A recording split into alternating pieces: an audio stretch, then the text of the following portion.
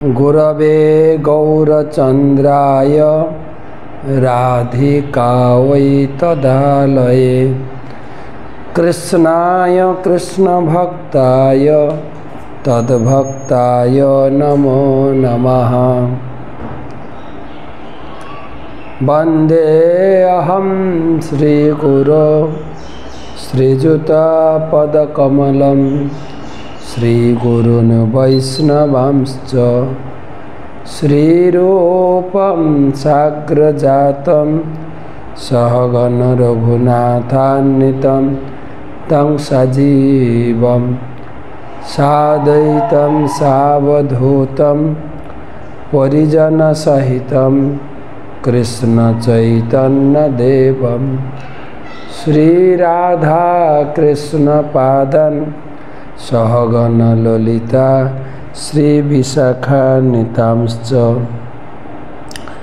नमो ॐ विष्णुपादाय कृष्णप्रेष्ठाय भूतले श्रीमते भक्तिवेदान्त स्वामिनिति नामिने। नमस्ते सारस्वते देवे गौरवाणी प्रचारिणे निर्विशेष शून्यवादी पाश्चात्यदेशतारिणे। अनार्पितचरीं चिरात् करुणया अवतीर्ण कलौ समर्पयितुम् उन्नत उज्ज्वलरसां स भक्तिश्रियम् हरिपुरटसुन्दरद्युतिकदम्ब सन्दीपितः सदा हृदयकन्दरे स्फुरतु वसचिनन्दनम्। राधाकृष्णप्रणय विकृतिर्ह्लादिन शक्तिरस्मा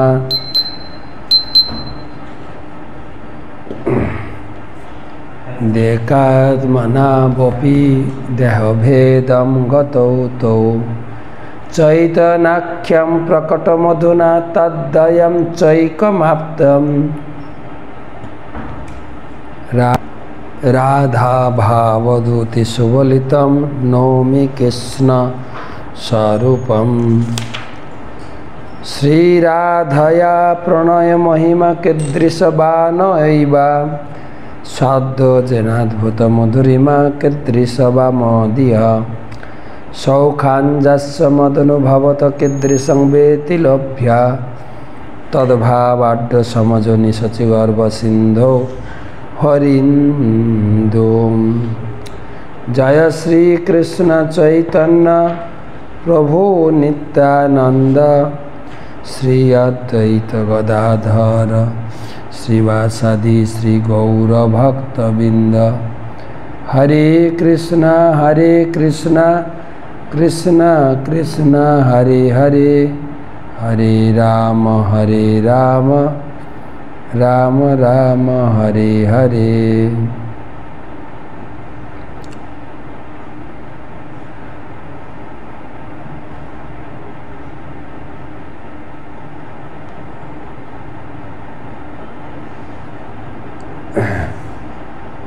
तो आज के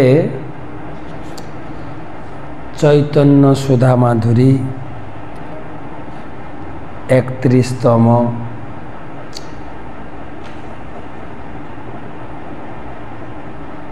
श्लोक संख्या चैतन्य चरितामृत महाकाव्य चतुर्थ परिच्छेदेर आदिलीला चतुर्थ परिच्छेदेर त्रयोविंशति श्लोक थेके आलोचना।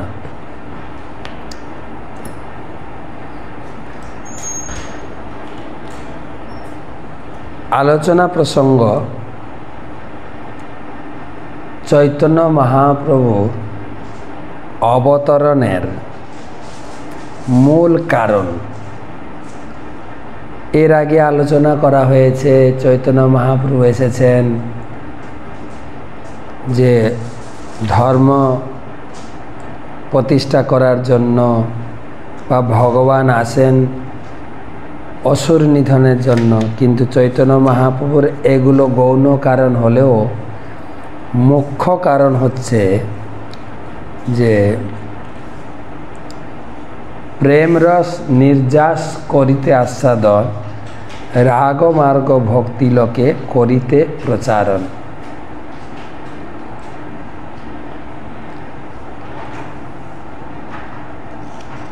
প্রেম রস নির্যাস করিতে আস্বাদন, ভগবত ভক্তির যে প্রেম, ভগবানের প্রতি যে ভালোবাসা, তা নিজে আস্বাদন করে জগতের রাগমার্গের ভক্তি প্রচার করার জন্য তিনি এসেছিলেন। তো সেইটা নিয়ে আলোচনা হচ্ছে। সেখানে বলা হয়েছে রাগমার্গ ভক্তিটা কি না, ঐশ্বর্য জ্ঞানেতে সব জগৎ মিশ্রিত, ঐশ্বর্য শিথিল প্রেমে নাহি মর্পিত।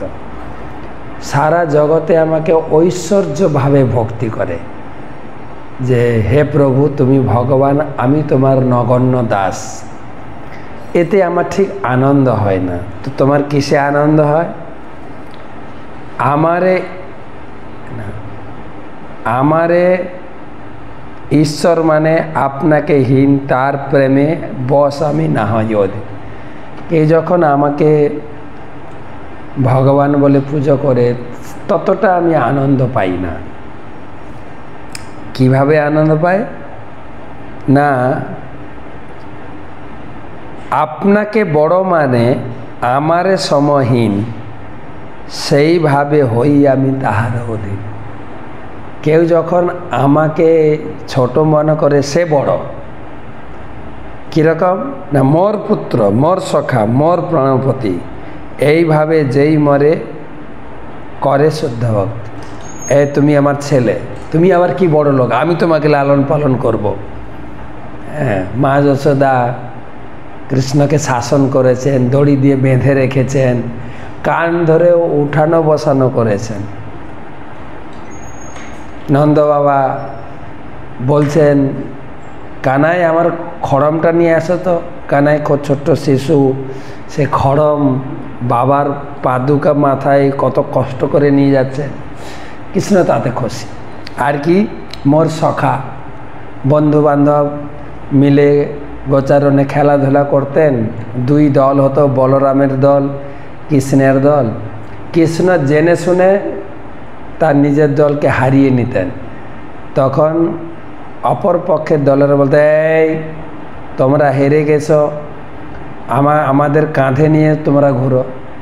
কৃষ্ণ সখাদের কাঁধে নিয়ে ঘুরতেন, কেন হেরে গেছেন, এতে খুশি হতেন কৃষ্ণ।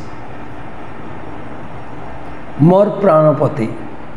হ্যাঁ, স্বামী স্ত্রী অনেক সময় মান অভিমান হয় না, তো তখন গোপীরা যখন মান করে একটু গালাগালি করতেন, কৃষ্ণ খুব আনন্দ হতো। তো সেটাই বলছেন, এটাই হচ্ছে আমার রাগ ভক্তি। তো সেখান থেকে আলোচনা হবে 23 নম্বর শ্লোক থেকে। তো সর্বপ্রথম সকলকে জানাই, এই গরমের তাপদাহে মায়াপুর থেকে আজকে তো আমি বেরিয়ে এলাম। আজকে আমি ক্লাস দিচ্ছি দিল্লিতে অনেকটা ঠান্ডা, এতটা গরম নেই। তো সবাইকে জানাই চৈতন্য প্রীতি শুভেচ্ছা। চৈতন্য মহাপ্রভুর কৃপা লাভ করুন। চৈতন্য মহাপ্রভুর সঙ্গে যুক্ত হলে জীবনটা শীতল হয়ে যায়। নিত্যানন্দ প্রভুর সঙ্গে যুক্ত হলে, হ্যাঁ, নিতাই পদকমল কোটি চন্দ্র সুচিতল, যে ছায়ায় জগত জুড়ায়। নিত্যানন্দ প্রভুর চরণে আশ্রয় নিলে জীবন শান্তি। দিল্লি এলাম গুরু মহারাজের দর্শনে। গুরু মহারাজের সঙ্গে কিছু মিটিংও আছে প্রচার বিষয়ক, তাই দিল্লি এলাম। আজকে এলাম 2 তারিখ, 3 তারিখ, 4 তারিখ, 5 তারিখে আমরা আগরতলা যাব। তো 5 তারিখ থেকে 2-3 দিন আমরা আগরতলায় কাটাবো। 8 তারিখ পর্যন্ত, 9 তারিখে বাংলাদেশ ঢুকে যাব, প্রায় 20-25 দিন থাকব। তো সেই দিল্লিতে বসে আপনাদের চৈতন্য সুধা মাধুরী শোনাচ্ছি। গুরু মহারাজের দর্শন পেয়ে খুবই আনন্দ হলো। গুরু মহারাজ আশীর্বাদ করলেন। তো সেই চৈতন্য সুধা মাধুরী ক্লাসে আপনাদের সকলকে সুস্বাগতম জানাই।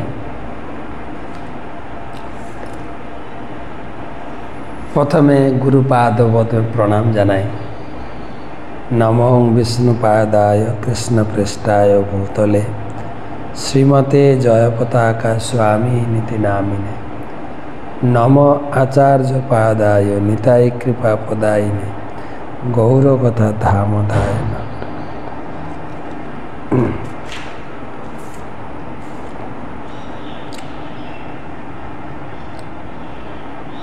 জয় জয় শ্রী চৈতন্য জয় নিত্যানন্দ, জয়াদ্বৈত চন্দ্র জয় গৌরভক্তবৃন্দ।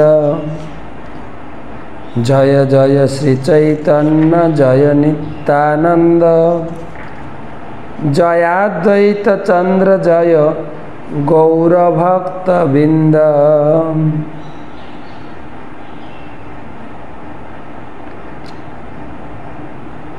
শ্লোক 23 থেকে আপনাদের যাদের কাছে চৈতন্য চরিতামৃত আছে, আদিলীলা প্রথম বইটা নেবেন, চতুর্থ পরিচ্ছেদ 23 নম্বর শ্লোক থেকে আলোচনা করছি। শ্রী চৈতন্য অবতারের মূল প্রয়োজন।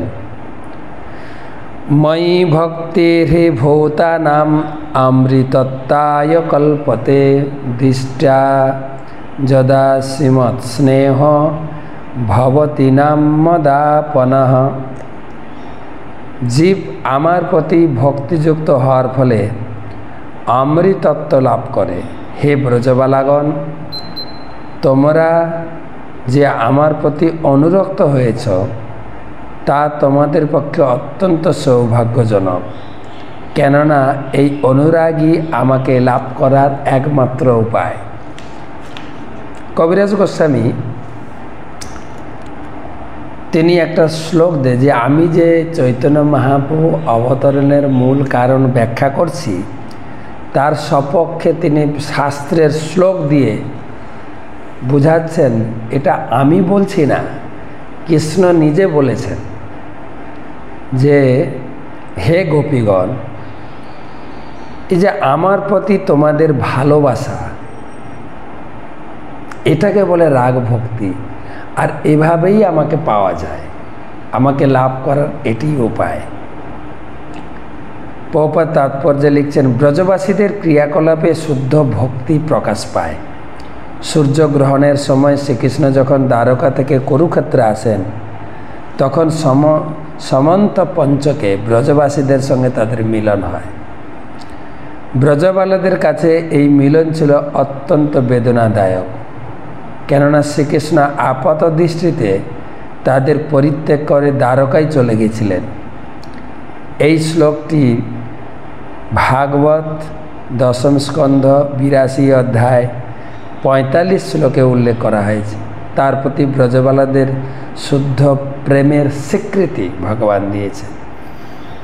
ব্রজবালারা যে ভগবানকে ভালোবেসেছেন তার স্বীকৃতি, অর্থাৎ কৃষ্ণ তার প্রশংসা করেছেন এবং সমর্থন করেছেন যে এটাই হচ্ছে আমাকে প্রাপ্ত হওয়ার উপায়। মাতা মরে পুত্র ভাবে করেন বন্ধন, অতিহীন জ্ঞান করেন পালন, লালন পালন।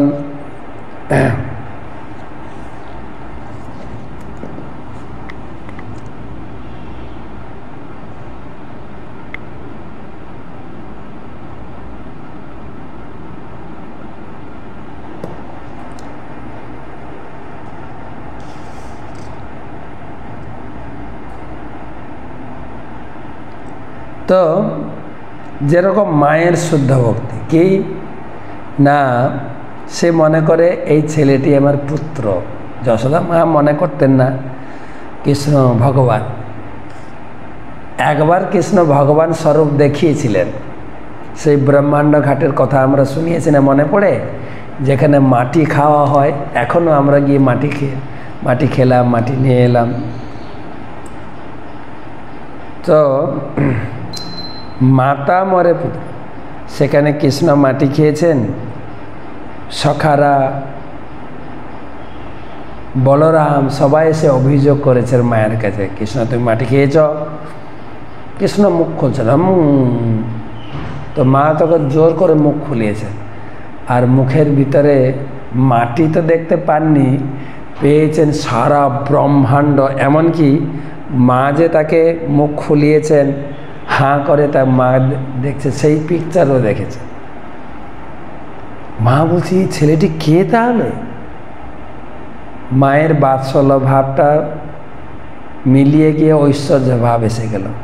কৃষ্ণ বলে না, মাকে তো বাৎসল্যভাবে রাখতে, সঙ্গে সঙ্গে কৃষ্ণ মাকে সব ভুলিয়ে দিয়েছে।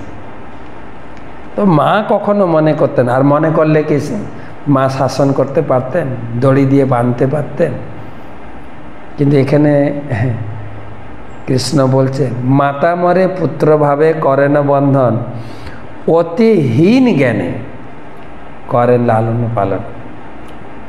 মা মনে করে ছেলেটা এত দুষ্টুমি, বড় হলে তো আরও বড় দুষ্টুমি হয়ে যাবে, একে শাসন করে ঠিক করতে হবে। কৃষ্ণ, কানাই তুমি মাখন খেয়েছো, মাখন খেয়েছো, তোমার নামে এত অভিযোগ এসছে, পিটাবো। কানাই কান ধরে কাঁদো বাঁধো হয়ে বলছেন, মহিয়ামণি মে নেহি মাখন খাইও, মা আমি মাখন খাইনি।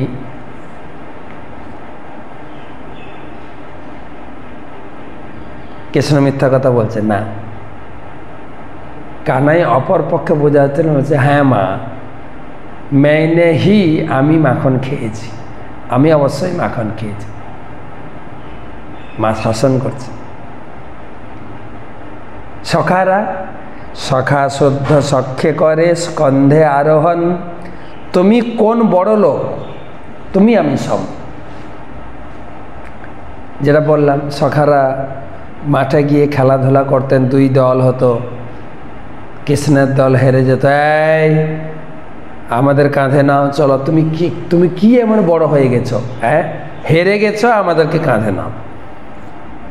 নন্দ বাবার ছেলে হয়েছে তো কি হয়েছে, আমরা সবাই এখানে বন্ধু, হেরে গেছো এইটা তোমাকে করতে।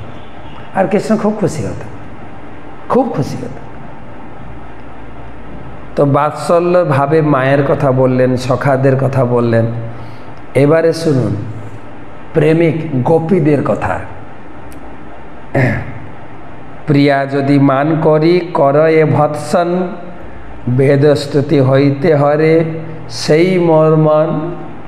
কৃষ্ণ বলছেন গোপীরা যখন মান করে আমাকে গালাগালি করত, আমার এত মধুর লাগতো, মনি ঋষিরা বেদের শ্লোক দিয়ে স্তুতি করলেও এত আমার ভালো লাগে না, যতটা গোপীদের ভৎসনা শুনে ভালো লাগে। কিরকম রাগ ভক্তির অন্তর্নিহিত অর্থ প্রকাশ করেছে চৈতন্য মহাপ্রভু, যেটা সাধারণ লোক জানে না। সাধারণ লোক মনে করে কৃষ্ণ আবার কি করে ভগবান। তিনি ছোটবেলা থেকে বৃন্দাবনে যা দুষ্টুমি করেছেন, গোপীদের সঙ্গে দুষ্টুমি করেছেন, হ্যাঁ মার দাঙ্গা, কুরুক্ষেত্রের মাঠে যুদ্ধ, হ্যাঁ তারপরে সখাদের সঙ্গে খেলাধুলা, ভগবান নারায়ণ ভগবান, নরসিংহ ভগবান, সবাই গিয়ে তাকে প্রণাম করেন। কৃষ্ণ ঠাকুর এর অন্তর্নিহিত ভাব জগতে প্রকাশ করানোর জন্য চৈতন্য মহাপ্রভুর অবতার। রাগ মার্গ ভক্তি লোকে করিতে প্রচারণ। ভগবানকে এইরকম ভালোবেসে যে কি সুখ, কি আনন্দ পাওয়া যায়, সেটা আমি লোককে শেখানোর জন্য আমি আসব, পরে বলবেন। প্রভুপাদ তাৎপর্য দিয়েছেন। উপনিষদে বলা হয়েছে প্রতিটি জীবই পরম জীব পরমেশ্বর ভগবানের উপর নির্ভরশীল। কঠোর উপনিষদে 2:2-13 শ্লোকে বলা হয়েছে নিত্যানাম চেতন চেতনানাম এক বহুনাম যো বিদ্যাতি কামান। সমস্ত নিত্য জীবদের আশ্রয় হচ্ছেন এক পরম পুরুষ, পরম নিত্য পুরুষ। যেহেতু পরমেশ্বর ভগবান সমস্ত জীবদের পালন করেন, তাই তারা ভগবানের অধীন। এমনকি প্রেম বিনিময়ের মাধ্যমে ভগবানের সঙ্গে যুক্ত হলেও জীব ভগবানের অধীনই থাকেন। কিন্তু শুদ্ধ অপ্রাকৃত প্রেম বিনিময়ের সময় কখনো কখনো ভক্ত পরমেশ্বর ভগবানকে তার নিজের অধীন বলে মনে করেন। কেউ যখন পিতা অথবা মাতার মতো স্নেহের বশবর্তী হয়ে ভগবানের প্রতি প্রীতিপরায়ণ হন, তখন তিনি ভগবানের সঙ্গে গুরুজনের মতো আচরণ করেন। তেমনি তার প্রিয়া বা প্রণয়িনী কখনো কখনো অভিমান করে ভগবানকে ভর্ৎসনা করেন। কিন্তু এই প্রকার আচরণ সর্বোচ্চ স্তরের প্রেমের ক্ষেত্রেই কেবল প্রদর্শিত হয়। কেবল শুদ্ধ ভক্তির প্রভাবেই প্রেমিকা ভক্ত পরমেশ্বর ভগবানের অধীন তত্ত্ব হলেও তাকে তিরস্কার করতে পারেন। ভগবান এই তিরস্কার অত্যন্ত আনন্দের সঙ্গে গ্রহণ করে উপভোগ করেন। স্বতঃস্ফূর্ত প্রেমের এই প্রকাশ এই ধরনের আচরণকে অত্যন্ত উপাদেয় করে তোলে। পরমেশ্বর ভগবানের প্রতি সম্ভ্রমযুক্ত উপাসনায় এই ধরনের স্বাভাবিক প্রেমের প্রকাশ হয় না, কেননা ভক্ত তখন ভগবানকে তার পূজ্য বলে মনে করেন। ভগবান এক কথা, যে কথা আগেও বলা হয়েছে, যে মরে ঈশ্বরভাবে ভক্তি করে তাতে আমি ততটা সুখী হই না যতটা এই শ্লোকে বলা হয়েছে যে আমার প্রিয়া বা গোপীরা কখনো কখনো ভর্ৎসনা করে, অভিমান করে, তাতে আমি বেশি খুশি হই। ভগবানের প্রতি যাদের স্বতঃস্ফূর্ত প্রেমের উদয় হয়নি, তাদের জন্য বৈধি ভক্তির নির্দেশ দেওয়া হয়েছে। এখন আরেকটা জিনিস শিক্ষণীয়, আপনি আবার মনে করেন না যে আমিও গোপালের মা হয়ে গেছি, গোপালকে শাসন করব, খাবার নিয়ে গোপালের মুখে গুঁজতে থাকবো, এই গোপাল খাও, আমার হাতে খাবি না, আমি তোর মা না? হ্যাঁ, খুব বদমাশ হয়ে গেছ না? অনেকে করছে, সেই স্তরে আমরা পৌঁছাইনি। তাই প্রভুপাদ বলছেন, হ্যাঁ, আমাদের এখন বৈধি ভক্তি করুন, নিয়মিত ভগবানের মঙ্গলারতি, ভগবানকে শ্রদ্ধাপূর্বক, ভগবানকে জাগরণ, তার আরতি, তার ভোগ নিবেদন অত্যন্ত শ্রদ্ধাপূর্বক হওয়া উচিত। এমন মনে করেন না আমিও কৃষ্ণের স্ত্রী হয়ে গেছি, আমি কৃষ্ণকে আচ্ছা করে গালি দেব না। সেই স্তরে পৌঁছাতে গেলে ট্রেনিং নিতে হবে। ভক্তির রসামৃত সিন্ধুতে রূপ গোস্বামীপাদ বলেছেন, রাগ ভক্তি রাগাত্মিকা ভক্তি। রাগ ভক্তি ব্রজবাসী জনে, যেটা রাগ ভক্তি আলোচনা হচ্ছে, ব্রজের গোপ সখারা, নন্দ যশোদা, ব্রজের গোপীরা, রাধারানী, ললিতা, বিশাখা আদি, তাদের মাধ্যমে প্রদর্শিত হয়েছে। আমরা অনুকরণ করতে পারি না। আমরা যদি সেই স্তরে পৌঁছাতে চাই, আমি যদি গোপালের মা হতে চাই, তাহলে গোপালের যে মা ছিলেন, আছেন যশোদা, তিনি যেইভাবে সেবা করে গেছেন তার আনুগত্যের ট্রেনিং নিতে হবে। উদাহরণ দিয়ে বলি, যেরকম ডাক্তারি পাস করলে আপনি ডাক্তারি হবেন না, আপনি ডাক্তার হবেন না। ডাক্তারি পাস করার পরে ডাক্তারের পিছনে 2 বছর আপনাকে তার ব্যাগ নিয়ে পিছনে পিছনে দৌড়াতে হবে। কীরকম অপারেশন করছেন, কিভাবে ইঞ্জেকশন দিচ্ছেন, হ্যাঁ, কীভাবে সেলাইন দেওয়া হচ্ছে। যখন কেউ খেতে পারে না, খাদ্যনালীর সঙ্গে টিউব যোগ করায়, কিভাবে করা হয়, কিভাবে রোগীর সঙ্গে ব্যবহার করা হয়। ইন্টেন্সিভ 2 বছর ট্রেনিং নিতে হবে, তবে ডাক্তার বলে আপনি সার্টিফিকেট পাবেন। ঠিক সেই রকম আমি এখন গোপালের মা হয়ে গেছি, আমি কান ধরে শাসন করব, হ্যাঁ, নিজে বুকের দুধ খাওয়াবো, ওরকম না, কিন্তু তাহলে আপনি সহজিয়া হয়ে যাবেন। হ্যাঁ, বহুপাদ লিখেছেন এখানে, হ্যাঁ, তাদেরকে সহজিয়া বলা হয়। সঠিক মার্গে গুরুদেবের কাছ থেকে দীক্ষা নিয়ে মঙ্গল আরতি, জপ, গীতা ভাগবতম অধ্যয়ন, প্রতিদিন প্রসাদ খেতে খেতে শুদ্ধ স্তরে স্বাভাবিকভাবেই ভালোবাসা আসবে। এই ভালোবাসাটা বোঝানোর জন্য এত কথা। ঠিক যেরকম একটা স্বাভাবিকভাবে একটা ছেলে যেরকম মেয়েকে ভালোবাসে, একটা মেয়ে যেরকম ছেলেকে ভালোবাসে, ভালোবাসার মধ্যে কোনো বাধা কাজ করে তখন, কিন্তু এখন না। তাদের বৈধি ভক্তি করার নির্দেশ দেওয়া হয়েছে। যখন স্বতঃস্ফূর্ত প্রেমের উদয় হয়, তখন তা সমস্ত বিধিনিষেধের স্তর অতিক্রম করে এবং ভগবানের সঙ্গে ভক্তের শুদ্ধ প্রেম প্রকাশিত হয়।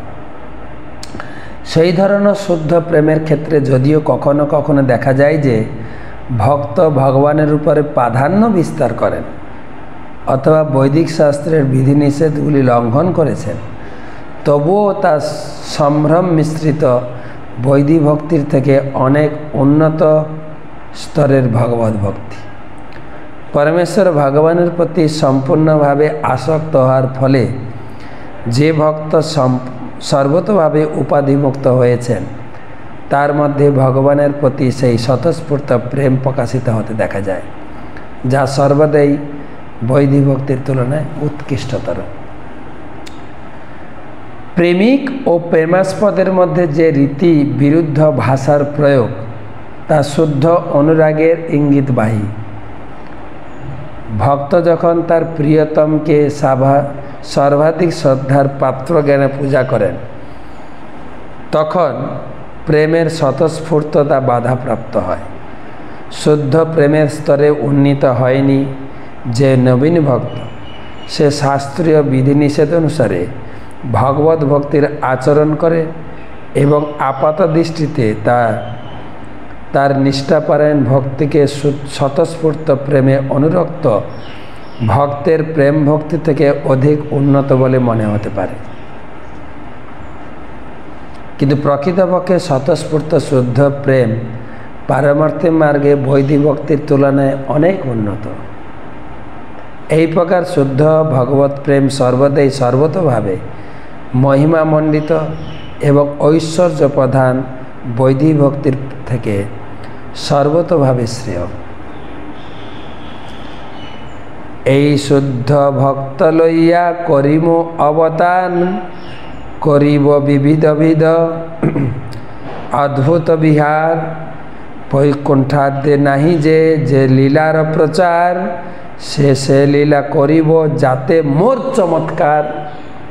তাই এই শুদ্ধ ভক্ত, এই যে প্রেমের সম্পর্ক মা যশোদা, নন্দ বাবা কৃষ্ণের প্রতি, সখারা কৃষ্ণের প্রতি, গোপিকারা কৃষ্ণের প্রতি, এই শুদ্ধ প্রেম ভাব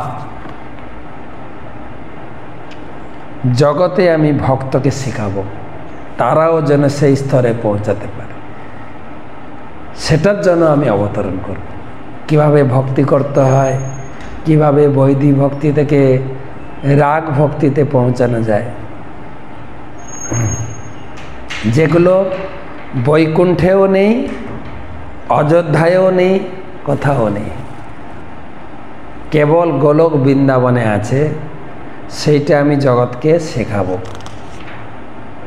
তাই বলা হয়েছে উন্নত উজ্জ্বল রসাম সভক্তি শ্রেয়ম। উন্নত উজ্জ্বল চৈতন্য মহাপ্রভু রূপে শ্রীকৃষ্ণ তার ভক্তদের শুদ্ধ ভক্তির স্তরে বিকাশ সাধন করার শিক্ষা দিয়েছেন। তাই তার মধুরতম দর্শন ও শিক্ষা প্রচার করার উদ্দেশ্যে তার পরম অদ্ভুত লীলাবিলাস করার জন্য ভক্তরূপে নির্দিষ্ট সময় অন্তর অন্তর অবতরণ করেন। চিদাকাশে অসংখ্য বৈকুণ্ঠ লোক রয়েছে এবং সেই সমস্ত বৈকুণ্ঠ লোকে ভগবান তার নিত্য ভক্তদের সম্ভ্রম মিশ্রিত সেবা গ্রহণ করেন। সম্ভ্রম সম্ভ্রম মিশ্রিত মানে আমার প্রভু। বৈকুণ্ঠে নারায়ণ কাঁধে চড়তে পারবে? নারায়ণের সখারা না। ম্যাক্সিমাম একটু হ্যান্ডশেক করতে পারে। বা লক্ষ্মী কি নারায়ণকে গালি দিতে পারবে? মানব মানে প্রণয় অভিমানে না। সেই জন্য বলছেন বৈকুণ্ঠে সম্ভ্রম মিশ্রিত রস।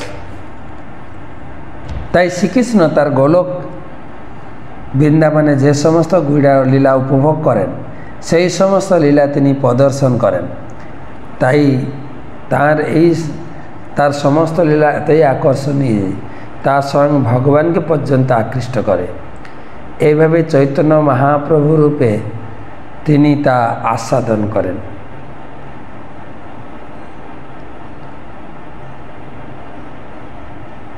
বিষয়ে গোপীগণের উপপত্তি ভাবে যোগমায়া করিবেক আপন প্রভাবে।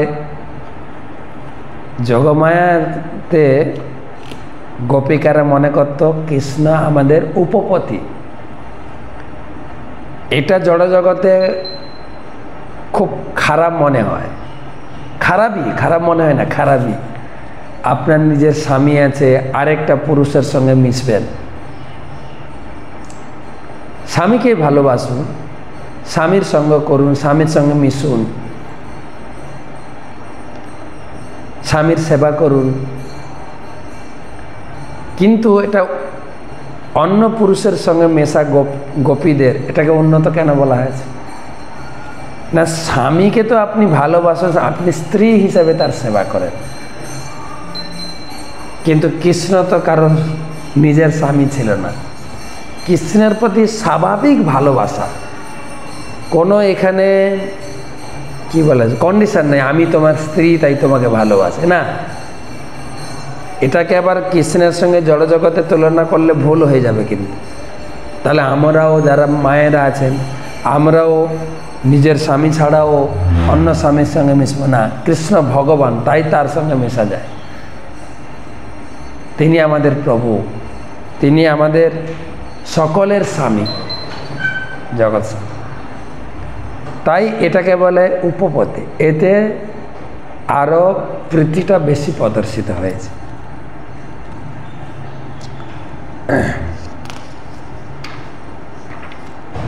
যোগমায়া ভগবানের অন্তরঙ্গা শক্তি। এই শক্তির প্রভাবে ভগবান আত্মবিস্মৃত হন, বিভিন্ন রসে তার শুদ্ধ ভক্তের প্রেমাস্পদে পরিণত।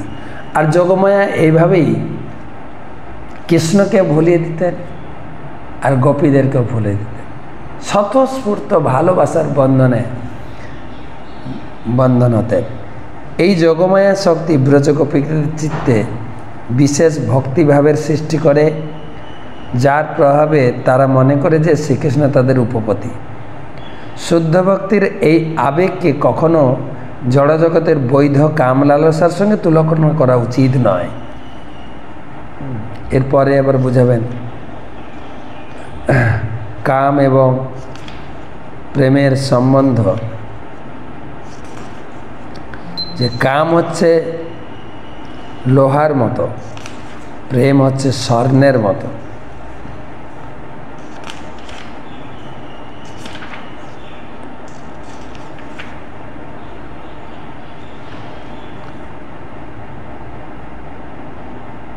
এই ধরনের শুদ্ধ ভক্তদের প্রেম ভক্তিকে জড় দৃষ্টিভঙ্গির পরিপ্রেক্ষিতে যৌন সম্পর্ক বলে মনে হলেও সেই বিশুদ্ধ প্রেম হচ্ছে কাম গন্ধহীন। এখানে কোনো কামের গন্ধ নেই। এ সম্বন্ধে অনেক কাহিনী ঘটনাও বলা যায়। আমাদের বুঝতে হবে যে এই জড়জগৎ হচ্ছে চিৎ জগতের প্রতিচ্ছবি। চিৎ জগতে যদি বস্তুর যথার্থ অস্তিত্ব না থাকে তাহলে জড়জগতে তার প্রতিফলন হতে দেখা যেতে পারে না। সমস্ত জড়াপকশের উৎস চিৎ জগৎ।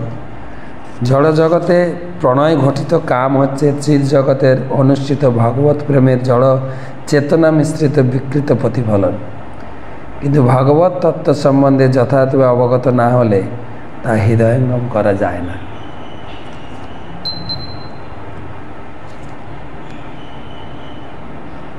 তো এই পর্যন্ত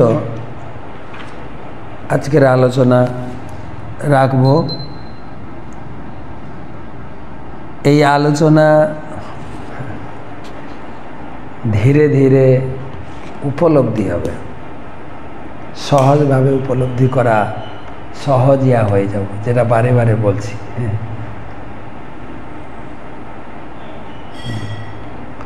এই জগতে দেখা যায় বহু লোক কৃষ্ণকে পুত্রভাবে সেবা করেন, বা বহু লোক কৃষ্ণকে ভাই রূপে সেবা করেন। যার বাড়িতে হয়তো কেবল কন্যা আছেন, একটা দুটো তিনটে, আমি ভাই ফোঁটার দিন ফোন করে দেখি, কি গো তুমি আজকে ভাই ফোঁটা দিয়েছ? হ্যাঁ। কাকে দিয়েছ? আমার গোপাল ভাইকে। এবার বৃন্দাবন পরিক্রমায় বাংলাদেশ থেকে এসেছিলেন একটা পরিবার, 2 মেয়ে, গোপালকে নিয়ে ঘুরছেন, মা বাবা 2 মেয়ে। কথা বলতে বলতে জিজ্ঞেস করি, গোপালকে তুমি কিভাবে ভালোবাসো?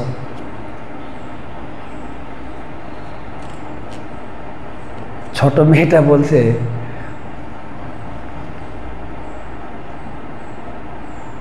গোপাল আমার ভাই, আমি আগে যা করি ভাইকে দিই, খেতে বসলে আগে ভাইকে খাওয়াই, আর ও আমাকে দিদি বলে ডাকে। বড় মেয়েটাকে জিজ্ঞেস করলাম, না না ছোট বড় মেয়েটাকে জিজ্ঞেস করলাম, ও বলছে গোপাল আমার ভাই, গোপালকে আমি খুব ভালোবাসি, গোপাল ভাইকে আমি ফোঁটা দিই, আমি নিজে কাপড় পরাই, যা খাই, আমি যা কিনি ওর জন্য আগে কিনি, ভাইকে খুব ভালোবাসি। ছোট মেয়েটাকে ছিল, তা তোমারও ভাই? না, আমি ছেলে রূপে ভালোবাসি, আমার ছেলে গোপাল আমার ছেলে, আমি তাকে শাসন করি, গোপাল আমার ছেলে। তো বড় মেয়েটাকে বলছি, তাহলে তো তুমি মাসি? বলছে না আমি মাসি না, আমি দিদি। এই বিভিন্নভাবে লোকে, এটা ঠিক আছে, কিন্তু যেটা আমি বলছি, যেটা শেখান চৈতন্য মহাপ্রভু শেখাতে এসছে, হয়তো গোপাল আপনাকে সেভাবে আপনার সঙ্গে বিনিময় করতে পারেন, কেন গোপাল স্বতন্ত্র, তিনি ঈশ্বর, কার হৃদয় ভাবগ্রাহী জনার্দন, কে কীভাবে ভগবানকে ভালোবাসে সেইভাবে তার প্রতিদান দেন, সেটাও সত্য। সেই সঙ্গে সতর্ক থাকতে হবে, আমাদের ভক্তিটা যেন সহজিয়া না হয়ে যায়, সহজভাবে যেন না হয়। তাই শাস্ত্রে বলা আছে যে কি বলে, শ্রুতি স্মৃতি পুরাণাদি পঞ্চরাত্রিং বিধিং বিনা ঐকান্তিকী হরের ভক্তি উৎপাতাই বকল্পতে। আপনার ভক্তি, ভগবানের প্রতি ভালোবাসা যদি শাস্ত্রের সঙ্গে না মিলবে, যেন চৈতন্য চরিতামৃতে, ভাগবতে, বেদে, তাহলে কিন্তু আপনার সেটা ভক্তি নয়, সেটা কেবল উৎপাত। সেটা কেবল উৎপাত ছাড়া আর কিছুই না। জগতে দেখা যায় কিছু লোক ভগবানকে দেখে একদম কেঁদে ভাসিয়ে। একবার হরিদাস ঠাকুর তিনি ভ্রমণ করতে করতে দেখছেন এক জায়গায় এক কৃষক গাই দুইছে,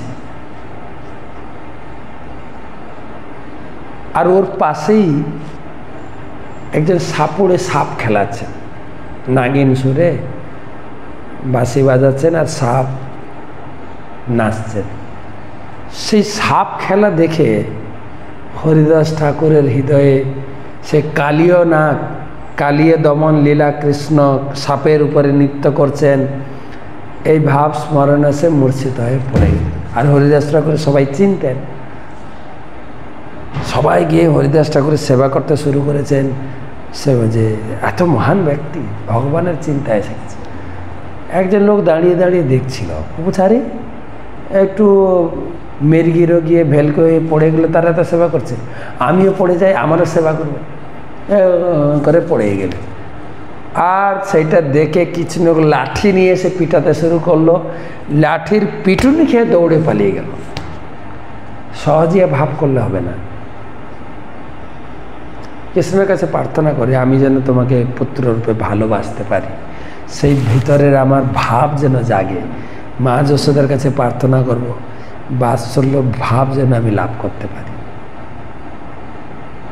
যারা কৃষ্ণকে স্বামী রূপে পেতে চাইছি, রাধারানী চরণে, ললিতা বিশাখার চরণে প্রপত্তি প্রার্থনা করতে হবে, হে রাধিকে আমাকেও তুমি কৃষ্ণের চরণে সঁপে দাও, তবে হবে, নাহলে সহজিয়া। যাই হোক, আজকে এখানে সমাপ্ত রাখছি। গীতার স্কোর আজকে যা গীতা প্রচার হয়েছে, অনুরাধা অচ্যুত প্রিয়া দেবী দাসী ৭৫টি গীতা, নাগেশ্বর গোবিন্দ দাস ২০টা গীতা, গীতাগম্য কেশবী দেবী দাসী 10টা গীতা, জয়ানন্দ গৌর হরি দাস 2টো গীতা, নন্দকুমার গোবিন্দ দাস 8টা গীতা। নন্দকুমার গোবিন্দবাবু প্রতি মাসে গীতা দান করেন। শ্রীপতি অচ্যুত দাস 16টি গীতা এবং 108টা স্মল বুক, নন্দবাসু বর্মন 14টি গীতা, উমা দে 1টি গীতা। অক্ষয় তৃতীয়া উপলক্ষে গীতা দান করেছেন। যারা গীতা দান করেছেন ধন্যবাদ জানাই, এবং আপনাদের বিশেষ পূজা নিবেদিত হবে অক্ষয় তৃতীয়ার দিন। আপনারা আপনাদের গোত্রটা পাঠিয়ে দেবেন যারা গীতা দান করছেন। যারা গীতা দান করতে চাইছেন, যে নাম্বার বোর্ডে দেওয়া আছে ওই নাম্বারে যোগাযোগ করবেন আমার সঙ্গে, +91 94 34 76 04 02।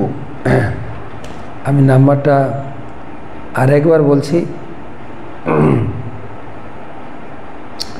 +91 94 34 76 04 02। এই নাম্বারে যোগাযোগ করবেন, গীতা দান করতে পারেন, সাধু সেবার জন্য অন্নদানও করতে পারেন। আমি আপনাদের কাছে পোস্টার পাঠিয়েছি, আপনারা পেয়েছেন কিনা জানি না, না পেয়ে থাকেন আরেকবার পাঠিয়ে দেবো।